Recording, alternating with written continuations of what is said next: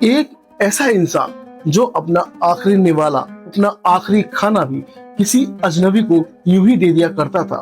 ایک ایسا انسان جس کے مہمان نوازی کے قصے اتنے مشہور ہوئے کہ اگر کوئی مہمان اس کے دروازے پہ آ جائے تو اپنی مہنگی سے مہنگی اونٹ کو بھی قربان کر دیا کرتا تھا۔ ہم ہندوستانیوں کا بچپن اس کی کہانیاں پڑھ کر، اس کی کہانیوں کو ٹی وی پر دیکھ کر بڑے ہوئے ہیں، جس کا نام ہے حاتم طائی۔ جی ہاں، وہی حاتم طائی جس کو ہم نے ٹی وی پر دیکھا تھا، جو اللہ تعالیٰ کے سامنے کچھ بھی دعائیں کرتا، اللہ تعالیٰ اس کی دعا فوراً قبول کرتا تھا۔ حاتم طائی سے جڑی 7 سوالوں کی کہانی اکثر کتابوں میں، قصوں میں سنائی جاتی ہے۔ دنیا کے 7 کونوں میں 7 ایسے سوال چھپے ہوئے جن کا جواب آج تک کوئی نہیں ڈھونڈ پایا۔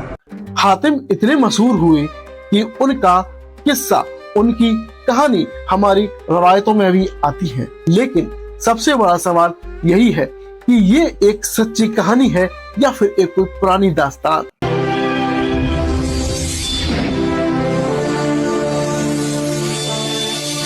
یہ اس دور کی بات ہے جب عرب کی سرزمین پر جہالت ہی جہالت تھی، لیکن اس جہالت بھری زندگی میں حاتم نے اپنا اتنا نام کمایا اور اتنی شہرت ملی کہ آس پاس کے شہر کے لوگ صرف ان کو دیکھنے آتے کہ یہ بات کتنی سچ ہے کہ حاتم اپنے مہمانوں کی کتنی خاطرداری کرتے ہیں۔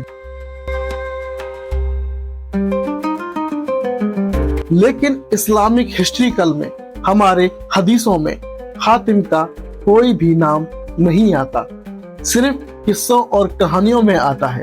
وہ صرف اس لیے کیونکہ حاتم جب فوت ہوئے اس وقت ہمارے نبی کی نبوت آنے ہی والی تھی۔ کچھ روایتوں میں یہ بھی آتا ہے کہ نبوت کا شروعاتی دور تھا۔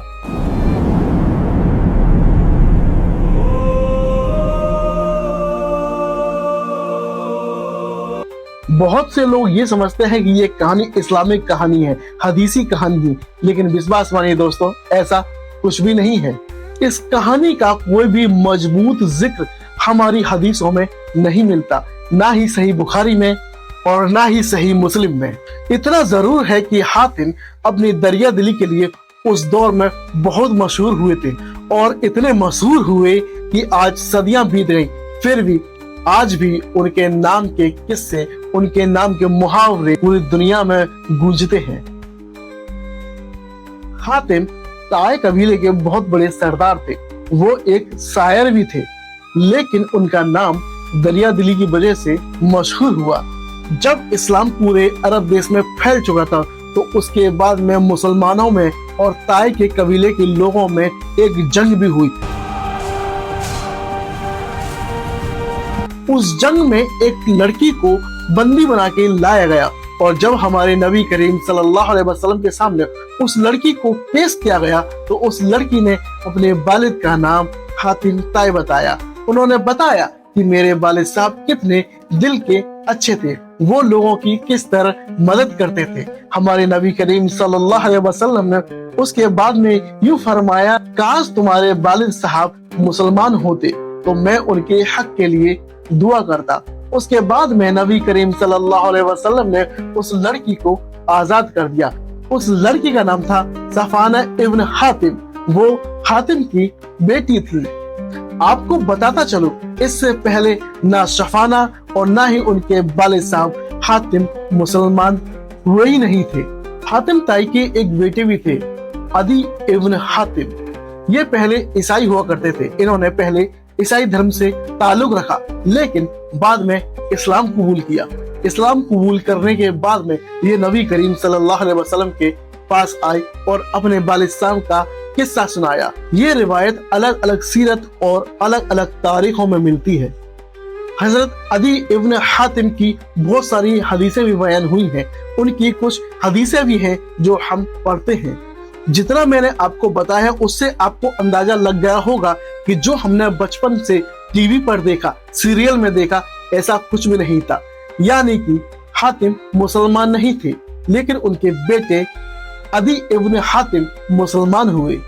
इस्लाम में आता है कि एक मुसलमान होना अलग बात है और एक अच्छा शख्स होना अलग बात है। हातिम ताई अक्लमंद थे, सखा थे, समझदार थे, लेकिन वो मुसलमान नहीं हुए। इसका मतलब ये नहीं कि अगर वो मुसलमान नहीं हुए तो उन पर कोई भी अजाब आएगा। उलमाओं का कहना है मरने के बाद में क्या होगा ये अल्लाह बेहतर जानता है। हातिम ताई के बारे में जो मैंने आपको बताया उससे आपको कितनी नॉलेज मिली, आपको ये बातें कितनी अच्छी लगी, आप मुझे कमेंट में बता सकते हैं। अगर आपको इस तरह की वीडियो अच्छी लगती है तो हमारे चैनल को सब्सक्राइब कर लें और कमेंट में जरूर बताएं कि आगे आपको किस टाइप की वीडियो चाहिए। अस्सलामु अलैकुम।